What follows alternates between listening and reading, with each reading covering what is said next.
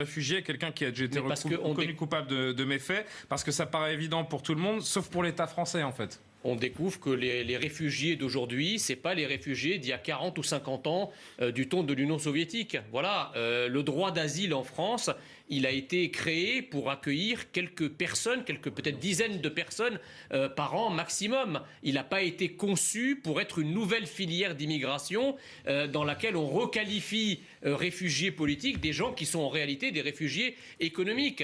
Et en plus, qui viennent de pays comme l'Afghanistan, le Soudan, etc., qui sont des pays quand même extrêmement violents, ou en tout cas avec d'autres cultures que la nôtre, d'autres rapports aux femmes que les nôtres, etc.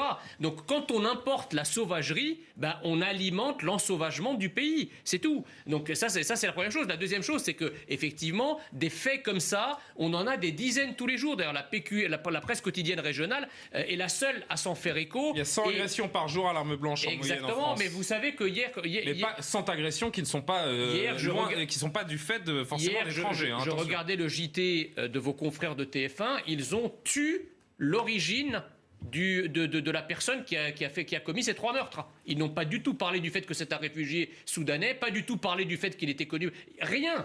Et donc effectivement, pourquoi? Parce que je fais pas le procès des confrères. À chaque fois qu'on il est en situation régulière, c'est très important. Oui, mais c'est pas ça. Ça nous rassure pas, si vous voulez. Donc comme il est en situation régulière, et c'est open bar. Je fais pas le procès. Non, mais attendez. Ça c'est une chose. En fait, il y a un truc, c'est qu'à chaque fois que l'insécurité, la délinquance, notamment la composante immigrée de l'insécurité, est mise sur les médias, évidemment que ça influence le vote. C'est aussi pour ça qu'on a tué cette question pendant la campagne présidentielle. Et pendant la campagne des législatives, quand il y a eu le Stade de France, la problématique du Stade de France et toutes ces images que nous avons vues sur l'insécurité et l'agression de touristes par des hordes de racailles, c'est ça qui explique aussi la majorité relative obtenue par Emmanuel Macron. Donc le thème de l'insécurité, il est mis sous le boisseau pour pas influencer la pérennité du système en place et de l'idéologie en place. Mais Jean Messia n'a rien dit et je rends la pub dans 40 secondes.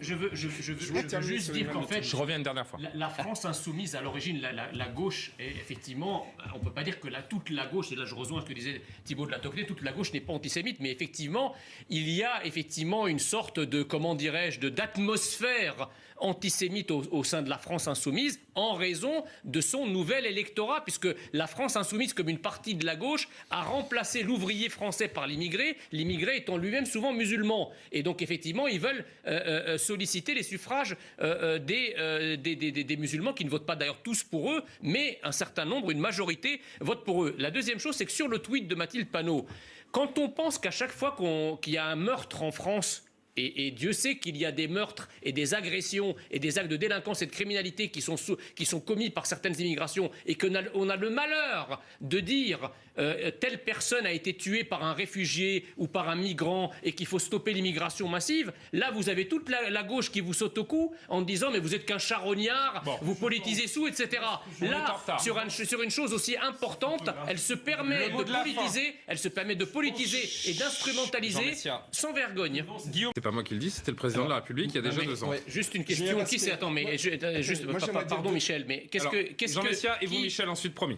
Qui refuse les enseignements de la Shoah dans certaines classes? Écoutez, je suis professeur d'histoire géo, j'enseigne la Shoah. Arrêtez de raconter des histoires. Vous avez jamais entendu parler de ça? Non mais je dis, ne faites pas de généralité, vous insultez des millions de personnes sur la base de quelques personnes mais qui pas sont quelques personnes, excusez-moi, qui n'était pas Charlie? Ne faites pas de généralité. C'est pas des généralités. Aujourd'hui, on est d'accord. Vous dites que tous les musulmans de ce pays... Mais j'ai pas dit ça. J'ai dit qu'il y a un antisémitisme qui aujourd'hui émerge dans certaines immigrations arabo-afro-musulmanes. Pas toutes les immigrations, pas tous les musulmans, mais aujourd'hui, il y a un antisémitisme qui émerge dans ces catégories-là. Quand Julien Pasquet vous pose la question sur Sarcelles, c'est pas des skinheads qui ont fait fuir les juifs de Sarcelles et de Seine-Saint-Denis. On peut être d'accord là-dessus quand même.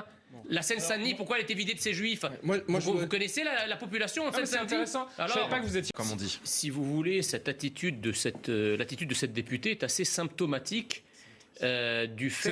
Sénatrice, pardon. Et c'est assez symptomatique de cette... comment dirais-je, de la détérioration de l'idée écologique. C'est-à-dire qu'autrefois, l'écologie, c'était l'amour de la nature. Il me semble qu'aujourd'hui, l'écologie est devenue la haine de l'homme, avec un grand H. et donc la haine de tout ce qu'il peut faire. Mais les écologistes oublient que l'homme peut aussi protéger la nature, hein. Là, en l'espèce, l'intervention de l'homme eût évité que cette forêt ne partit en fumée, si vous voulez. Donc je ne comprends pas cette haine de l'homme avec un grand H, c'est-à-dire de l'être humain. Et Madame de Marco, elle est à Bordeaux, elle prend le tramway, par les écologistes qui s'imaginent et elle va elle voit la forêt de loin en se disant la forêt doit être préservée. Exactement. Et tous ces gens de la campagne, parce que je ne vais pas utiliser de mots péjoratifs, mais juste ils n'ont qu'à respecter la nature. Cette haine, si vous voulez, cette haine de l'être, juste, je termine mon propos, c'est que cette haine de l'être humain, elle va se traduire après dans plein de domaines. C'est ce qu'on appelle l'arroseur arrosé. La décroissance, le dépeuplement. Enfin bref, il faut que l'homme cède le pas.